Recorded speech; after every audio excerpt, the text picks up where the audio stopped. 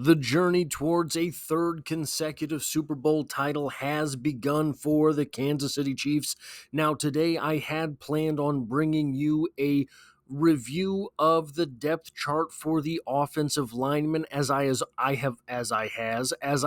already done one for the running backs, the wide receivers, and the tight ends, and those are available in the 2024 preseason playlist here on the channel. But there are a few notes spreading across social media about the Kansas City Chiefs OTA practices. Not a whole lot of big stuff, right? Not a lot of stuff happens in OTAs. Hopefully, not a lot of stuff happens in OTAs. No, almost never is it good stuff, but there are some interesting talking points to be had here. And we're going to start. I've got 6 real talking points to go through, but we're going to start with the bad stuff. There are 3, because I think you always start with the bad stuff first off, but also I don't know how much can really be read into any of this, starting off with the fact that no Chris Jones and no Travis Kelce have been spotted at the Chiefs OTAs. Now, these are voluntary OTAs, so they are not required to be there. They don't have to show up for this. And in fact, if I were to go out there and have my opinion heard, I hope Travis Kelce and Chris Jones don't show up for OTAs. These guys are both in advanced stages of NFL careers. They know exactly what they're doing on the field. Their presence would be extra reps on tired joints. But their absence means extra reps for younger guys, namely Jared Wiley at the tight end position, and there's no shortage of defensive tackles that could use a rep or two, but Fabian Lovett, the UDFA defensive tackle out of Florida State, getting a few extra reps, getting a little bit of extra time in the playbook, definitely may pay dividends. Not a whole lot of contact or anything like that in OTAs anyway, so it's not as if he's going to be showing out Fabian Lovett in any real way. But those reps for Jared Wiley, I think, might be beneficial. Having that type of timing with Patrick Mahomes, understanding what it is that Patrick Mahomes wants on the field, what it is that Patrick Mahomes is looking forward to having you do, could be beneficial. However, another player who is absent, apparently, is Kadarius Toney, and we should have seen that one coming. It's possible that he is still inside the facility, right? If he is inside the facility, it means probably he is injured. That would be an unfortunate start to the conclusion that we pretty much saw coming anyway, that conclusion being Kadarius Toney sidelined. So either he's injured or he figures, as again, these are voluntary OTAs, he figures, no, I'm good. And I've got to tell you, Kadarius, if that's the conclusion, no, you're not. Kadarius Toney, unless somewhere in some corner of the facility, Kadarius Toney is one-on-one with one of the coaches just standing in front of a jugs machine, getting footballs launched at him, then no, he should absolutely be at OTAs. But again, voluntary doesn't necessarily mean anything.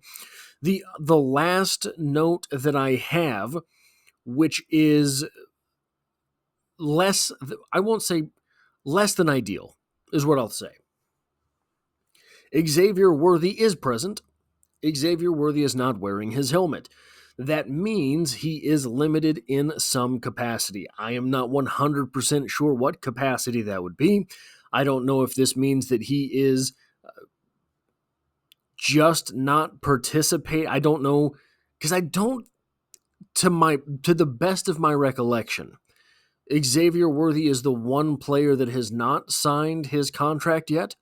that might be something to do with it. And correct me if I'm wrong, and he has signed his contract, and I've just missed out on that news. But it could be that. It could be that maybe there is some lingering issue. Either way, um, not looking good for the wide receiver core, right? Kadarius Toney absent, Xavier Worthy not wearing a helmet, Hollywood Brown on the field for now. So that would be an unfortunate series of events for a much embattled position group for the Kansas City Chiefs. Now let's get on to some more positive news. Rashee Rice is present. I don't do a whole lot of talking about the off-the-field stuff on this channel because I don't know. Right? I don't know what's going to happen with Rashee Rice. I don't know if he is 100% guilty of everything that has been levied against him. He was in that car. He was driving that car, right? But, the other stuff with the reporter or cameraman or something, and he went Dennis Rodman on the camera. I don't know. I don't even look into it, guys. It's not interesting to me. If once the ramifications are set, then I will have some further opinion on the matter, but it is promising.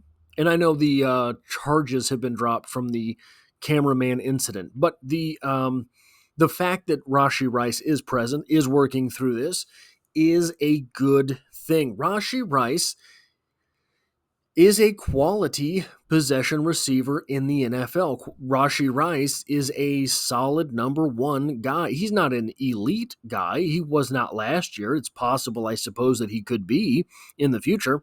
But the wide receiver position is certainly better with Rashee Rice included, especially if Xavier Worthy is going to not be wearing his helmet on Sundays and Kadarius Toney is not going to be found, right? So there's always that. Two more observations here, including a very, very promising sign. However, I have to start with the bane of my existence for the past few days here on the Scrambling Armchair. Rees-Zammit has been returning punts. And I don't know that I had seen this before, him returning punts. I remember hearing about him returning kickoffs, but I don't know that I had necessarily heard of him returning punts. Number one, he's a big punt returner if he's going to return punts. Number two, I think that what this really shows out for Louis Rees-Zammit, he's going to be used more as an athlete. Now, I went through the running back depth chart the other day on the channel and had some idea that he was the last running back on. And I think, guys, I don't think I'm wrong about that. I don't think that I'm wrong that he is the last player of the 6 names that the Chiefs currently employ at running back. I don't think I'm wrong about that. But if you're talking about the athlete behind the shoulder pads, the athlete behind the face mask, Louis Rees-Zammit's not last. Louis Rees-Zammit is probably a better athlete than Amani Bailey. I mean, just going off of what you can see with him running around. Probably faster than Carson Steele. You can go through the running backs one by one and say, with this athletic trait, I'm willing to give the edge to LRZ. If the Chiefs don't really have any plans on using him in the backfield, if they're going to use him as a tinker toy on offense, sort of a gadget guy, okay, that makes sense. If they're going to use him lined up wide, send him in motion, and maybe he gets the pitch, right? That sort of thing, he can do all of that. That is a lot like rugby, especially if he's coming on motion where he will have the advantage over the defense of being in motion before the snap. Seeing him returning both kickoffs and punts is a little bit more confirmation, pardon me, that he is being viewed by the team as more of an athlete. He's going to be a gadget guy on offense. He's going to be a kick returner. He's going to be a punt returner.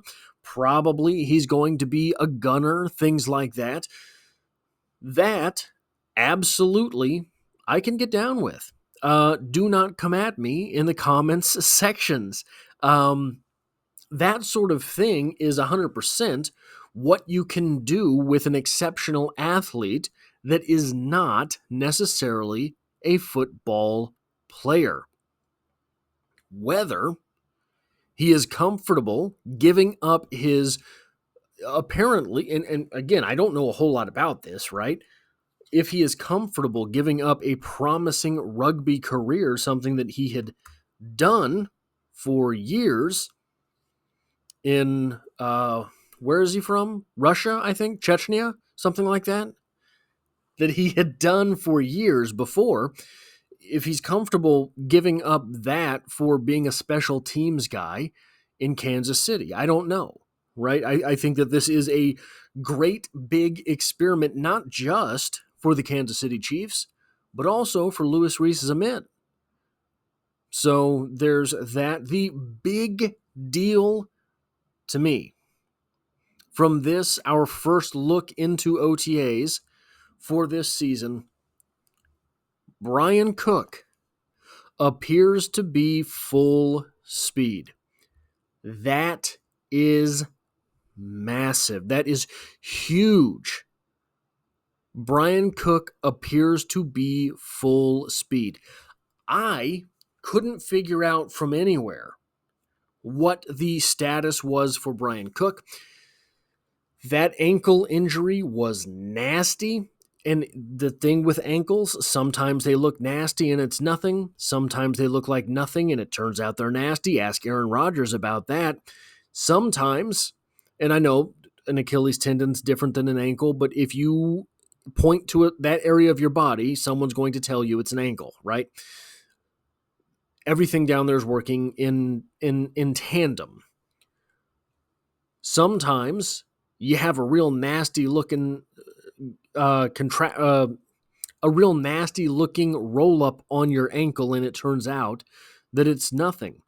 It wasn't nothing for Bryan Cook, obviously, because he missed a lot of football.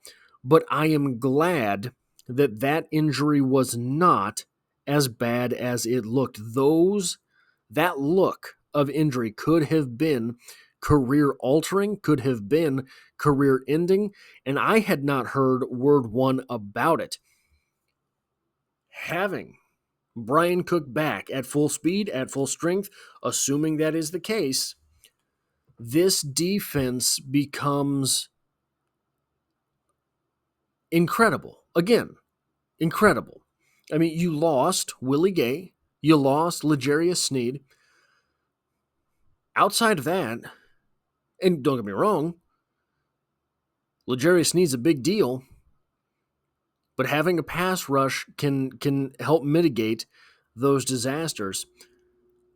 Guys, if Bryan Cook is back on the field, this could be a defense that will probably miss a step or two, but it's not going to be, hopefully, a massive downgrade from last season.